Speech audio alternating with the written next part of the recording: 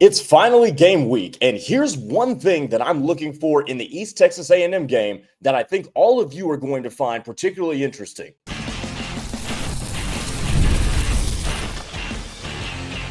You are Locked On SMU, your daily podcast on the SMU Mustangs, part of the Locked On Podcast Network, your team every day. We are 5 days away from playing football in the 2025 season. Welcome to another week of Locked On SMU, part of the Locked On Podcast Network, your team every single day. Thank you so much for taking part of your day and spending it with me. I'm Grayson Singleton, and let me tell you that today's episode is brought to you by FanDuel. Football season is around the corner. Visit the FanDuel app today and start planning your futures bets right now. Coming up on the show today, I'm going to make the case for this offensive unit being the best unit on the team. Yeah, that's right. And that's how SMU could possibly get back to the ACC championship game too. Also, I found this nugget from Pro Football Focus, and I think SMU's defense needs to duplicate this to get to the same success that they got in 2024 in 2025. So that's all coming up on the show. Let's go ahead and get started. The one thing that I'm looking for in this East Texas A&M game is going to be the running back rotation. Is that at least number one or two on everybody's list? I think, because coming off of last year where Brashard Smith was the unquestioned dude, and they figured that out rather quickly, this year there hasn't been a guy that has separated yet. Now, I've made the case over the offseason for Derek McFall. I made the case last week for Chris Johnson Jr., the transfer from Miami. Obviously, the UCLA transfer, TJ Harden, factors into this as well. And then you've got the freshman Jermico Green that is going to be in the picture somewhat whenever he gets healthy. But as I look at this roster and I take the sum of the intel from fall camp and I try to project a depth chart, this seems to be the position that we're going to see a few oars. I wouldn't be shocked if it's all oars on the depth chart when we get it prior to East Texas A&M. So that's why the running back rotation is going to be a point of concern, or at least a point of interest, shall I say. I'm not really concerned, but it's going to be a point of interest because over the course of the season, that will iron itself out. We will figure out by the time we get to conference play who the preferred RB1 is. However, it is reasonable to expect that we don't know who it is right now. And I don't think Rhett Lashley or Casey Woods actually knows either. But just like in NFL preseason football, the way and the timing that people are deployed at a given position gives you an indication who's got the leg up in the competition. And that's why I use the word preseason, because I'm treating this as a preseason game for a lot of different reasons. But to keep it focused on the running back, my guess, my hunch tells me that when the starters first roll out, and most of the starters we know, but I put it in air quotes because we don't really know who it's going to be at the running back position. When most of those guys roll out, when the first 11 rolls out, I think it's going to be Derek McFall at running back. That's my guess. But does Derek McFall get the lion's share of carries over the course of the entire game? Does Derek McFall get the lion's share of the snaps over the course of the entire game? Does Derek McFall get the quirky, specialized plays run for him? Or does the offense seem to take a bend toward Chris Johnson Jr.? Those are the type of things you have to look at is which running back is flowing with the offense more. I will also tell you this too. Keep an eye on which running backs flow best with the offensive line. Now, maybe that's not something that we see until they get a stiffer test against better front fours like a Baylor or a TCU. But that means a lot, because if the offensive line is bludgeoning out holes, but you've got a running back with a more patient style, okay, maybe that just doesn't work. Maybe that lowers your amount of yards that you can get. But let's say that's Derek McFall in this hypothetical situation. Let's say that's Derek McFall. But Chris Johnson Jr. is a dude that can hit the hole and get gone. Well, he flows better with the offensive line if that ends up being the case. So it's not just the rotation, but I think it's also just the flow of the running backs is what I'm going to be watching. And remember, just because one guy walks out with the first 11, to me doesn't mean the battle is over by any stretch of the imagination. I am really curious what the percentages look like when we break it down after Saturday's game. I'm going to be really interested. But I'm also going to be interested, and this will cue me a lot. Who is the offense most creative with? That's going to be my third point. We've talked about the percentages of snaps and touches. We've talked about the flow. But when the creative parts of the offense are implemented, and maybe they don't get very creative in the East Texas A&M game. Maybe they don't. But the little quirks of the offense, who's involved with that? Is Derek McFall involved with that? And does he pop something off? Is Chris Johnson Jr. the one involved with that? And he pops something off. I don't think TJ Harden factors in there. I could be wrong, but I don't think he's going to factor in there. But when it comes to, hey, maybe let's throw somebody in the slot, or hey, let's do a funky motion with somebody, or who are we throwing screen passes to? I think that will tell you a lot about who's more versatile. And I think SMU, when they settle on a dude who's going to get, let's just call it 40% of the snaps himself, because they're going to be divvied up between three guys. So 40% for one guy, you're the lead back. But that's what I'm going to be looking for. I'm going to be looking for who's showing signs, whether it's through raw percentages, whether it is through who's flowing with the offensive line, and whether it's through who does the offense just seem like the ceiling is elevated more. And I use creativity and I use quirks and stuff like that. All those things elevate your ceiling. So which running back is going to do that? That's why I'm watching that running back rotation the most on Saturday. That's what I'm looking for, because I think that's going to be the position that is going to be the least situated come game week. I expect a ton of ors. I don't expect anything definitive from the depth chart. I can see Derek McFall or Chris Johnson Jr. or TJ Harden. And flip the order, however many permutations that you can find. Watch that running back rotation. I want to come back this time next week and say, let's break this down. That's what I'm going to be looking for. So keep all that in mind. For my money, I think it's going to be Derek McFall out with the first 11. That doesn't mean he's going to be out with the first 11 come conference play. Coming up next, we talked about the running backs. Let's talk about another offensive position. I think this position can be the team's best unit as a whole. Find out who that is and why that is on the other side on Locked On SMU.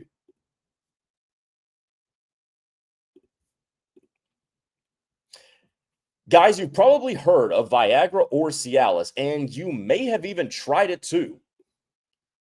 But if you're looking for something beyond the usual pill, it's time to meet Rugiet Ready. Rugiet Ready is a next-generation prescription treatment designed to amplify arousal in the brain and boost that blood flow. Unlike the usual pills that can take hours, Rugiet's 3-in-1 formula dissolves under your tongue and it kicks in fast, on average in 15 minutes. Effects can last up to 36 hours, so you can stay confident and in control when the moment gets right. If traditional options haven't worked, Rugiet might be the answer for you. Over 150,000 men have already made the switch. Head to Rugiet.com/LockedOnCollege and use code LockedOnCollege to get 15% off today. That's Rugiet, RUGIET.com/LockedOnCollege and use promo code LockedOnCollege for 15% off. Individual results may vary with prescription treatment. Compounded drugs are permitted to be prescribed under federal law, but are not FDA approved and do not undergo FDA safety, effectiveness, or manufacturing review. Please visit the Rugiet website for full safety information.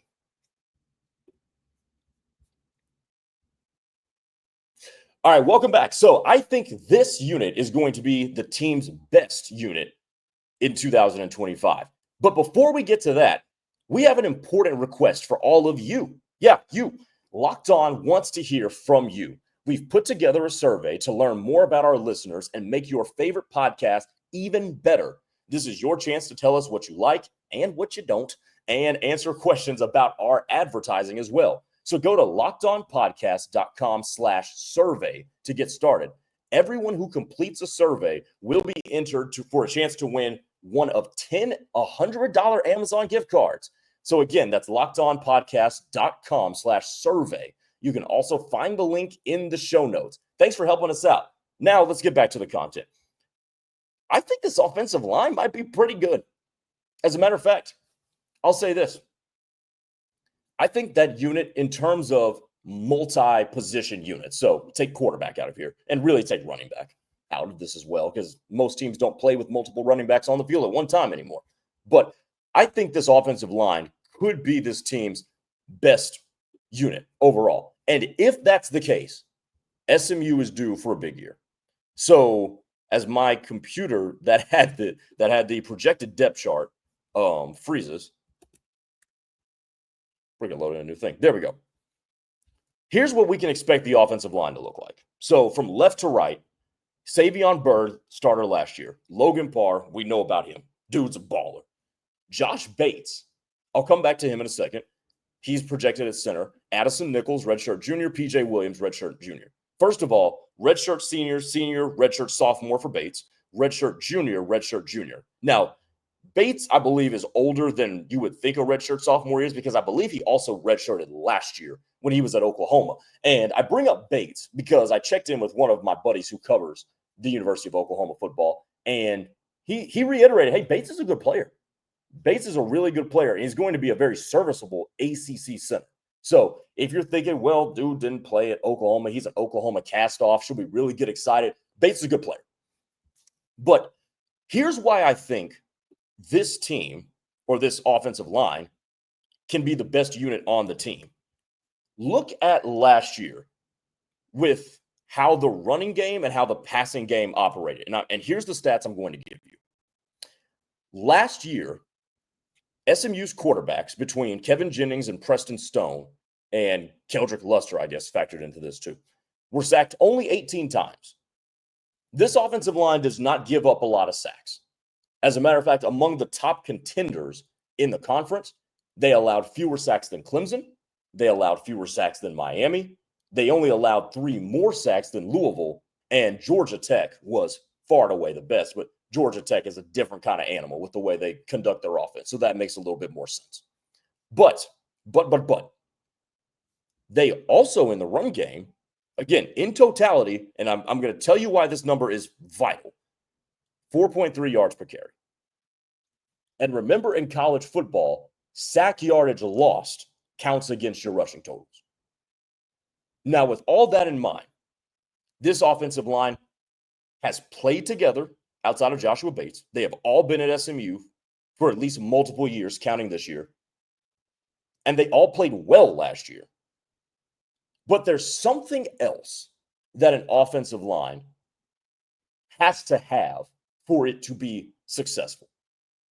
And that is a quarterback who doesn't take a lot of sacks. Now, Kevin Jennings took more sacks than you would have liked last year. Period, point blank in the story. But where Kevin Jennings factors into this is a newfound command of the offense. He's talked about it over the offseason, how KJ has been, more comfortable now. And that is reasonable to assume, because last year he didn't come in as the starter. This year he had an entire offseason where he was the focal point of the offensive coaching staff's time. And when you have better command and better timing and a better understanding of the offense, what happens? You get the ball out quicker. You process information, 1 read, 2 read, boom. A quarterback can help his offensive line look a lot better, and it can also help its offensive line look miserably worse than it actually is. So those of you that follow the NFL, we know the situation with Caleb Williams. We know the situation with Russell Wilson. Dudes take too many sacks. Period, point blank in the story. But I think KJ's newfound confidence and command in the offense, he's going to be getting that ball out quick. I think also the offense is going to be just as two-dimensional as it was last year because this team had success running the football with Brashard Smith. Are you guys aware that Brashard Smith averaged 5.7 yards per carry last year? Just south of 6 yards per carry on 235 attempts, by the way. So no small sample size there. They're also going to have a more dual threat quarterback from the get-go of the season. And that quarterback is more than capable of working the quick game. Also, another factor in this, Yamir Knight. Yamir Knight is just a dude. He's a small, shifty dude that can just get open. So I've talked about all the external factors for why the offensive line is going to look very good. But this offensive line is also very good. Savion Byrd can be an NFL guy. Logan Parr can be an NFL guy. We'll see what happens with Nichols and Bates. PJ Williams can be an NFL guy. Those dudes are good. When you move into a Power 4 conference and you surrender only 18 sacks in your first year, I don't care that you didn't play Clemson or Miami. How many games did SMU play last year? We're gonna do this. SMU last year played 14 games. They played 14 games and gave up 18 sacks. And I know what you're probably thinking. Look at the Penn State game. Let's look at the Penn State game. How many times was Kevin Jennings sacked in the Penn State game? Because he was running for his life. Don't get me wrong. I'm not over here saying the offensive line was absolutely fantastic in the Penn State game. But they only gave up 3 sacks. That's probably a season high. These dudes are good. The dudes are really good. And the stuff around him, because football is so based on a symbiotic relationship with everything. Almost nothing happens in a vacuum. So with the offensive line actually having good players, but the ability of the offense to be ran at a quick pace, and they're only going to get better in the run blocking too. I think we're going to look back this year and say this offensive line might have been the best unit on the football team. And when you have the best unit on your team being offensive line with a very, very good quarterback and a more than solid defense, I think SMU can go back to the ACC championship game and possibly the college football playoff with that. That's my bold prediction. The offensive line is going to be the best unit on this team. I think they will be the best multiplayer unit on this SMU football team this year. Hit me up in the comments down below. Also, hit me up on Twitter at Gray_Singleton2. Do you agree? Do you just disagree? But I think we'll find out here quickly in short order. Coming up next, the defense needs to duplicate this in 2025 if SMU wants to have its repeated success from last year. We'll talk about it to close up shop on a Monday.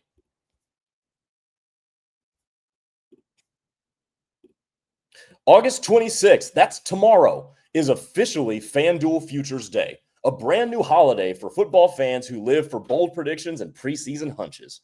For just 24 hours, FanDuel is giving you deals on NFL season predictions. So whether you're calling your MVP, eyeing a long shot division winner, or ready to crown your Super Bowl champ even before week 1 kicks off, this is your moment. You want to take a flyer on the MVP race? Who you got? I've said it before, I like Joe Burrow this year. He would have been the MVP last year had his defense been worth a damn. And Cincinnati could have won a lot more football games. But I think he's going to duplicate that this year. So I'm picking Joe Burrow. Visit the FanDuel app today and start planning your futures bets now, because Futures Day is one day, and it's one day only.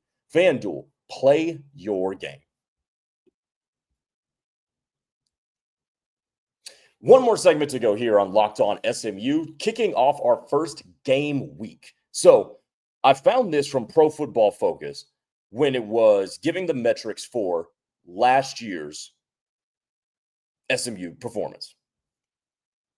I found this EPA allowed per play. Now that is basically what you would what you do as opposed to what would be expected on that play. It's a really funky metric, but it's a really good one.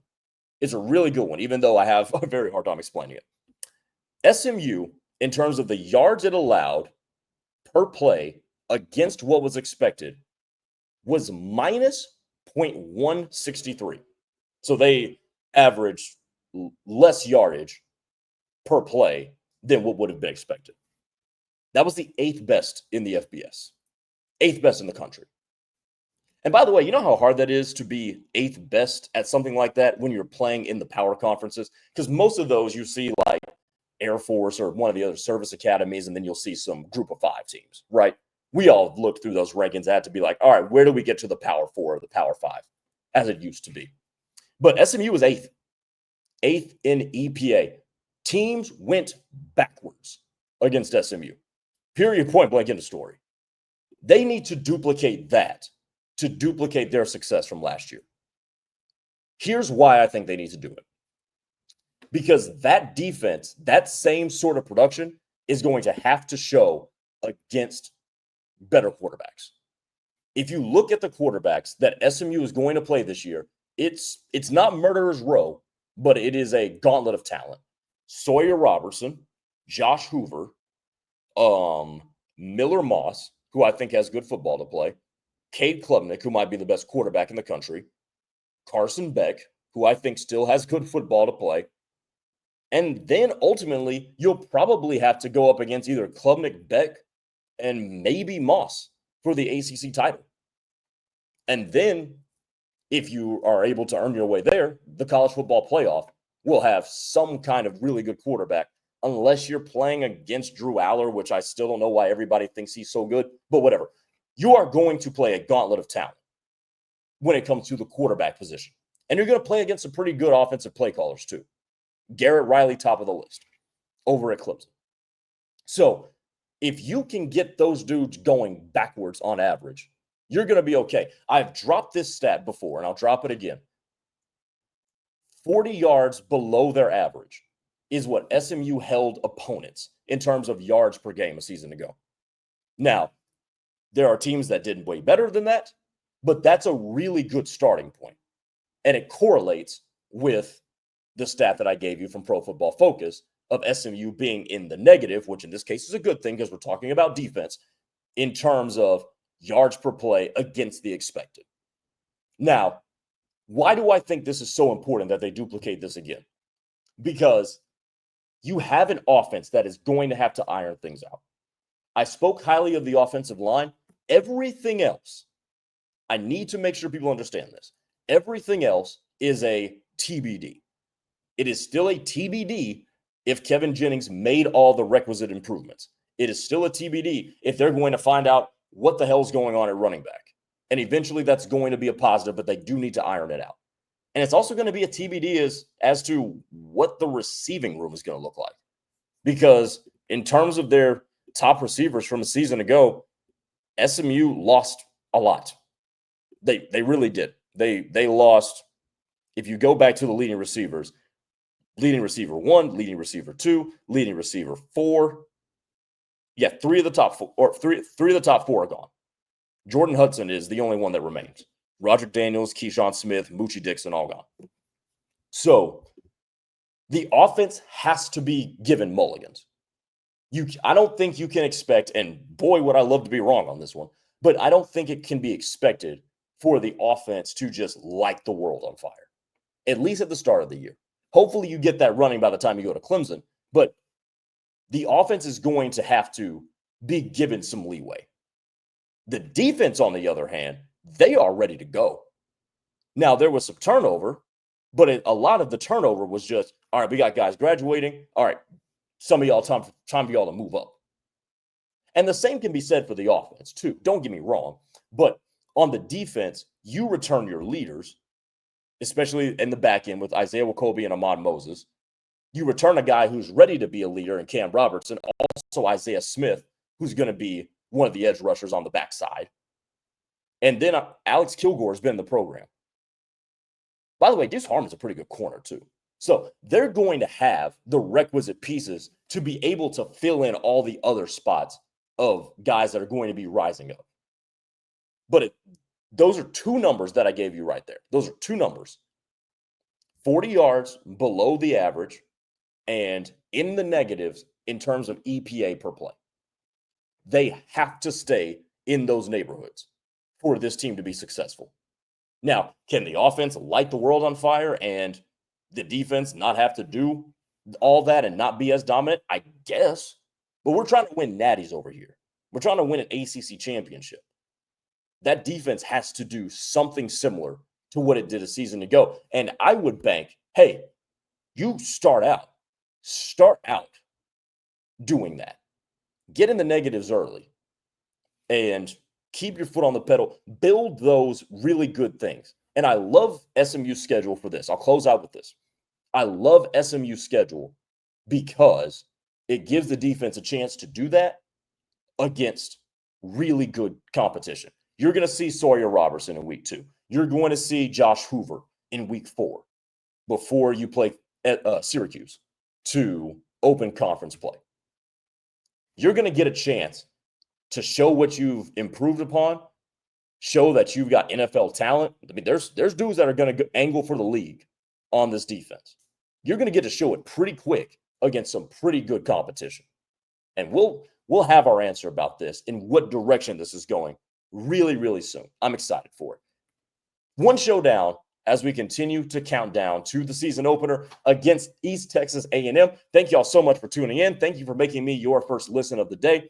For listen number 2, go to Locked On's The Portal on YouTube and check out Brian Smith on The Portal. He'll keep you up to date on all the changing things happening in the world of college football. Tomorrow, we will highlight something else that I'm looking for in the East Texas A&M game. I still am treating this kind of like a preseason game. So what do I want to see from certain guys? I'm going to give you a number. And if it goes over this, we might have problems. Come back tomorrow for that. I'm Grayson Singleton. Take it easy, everybody.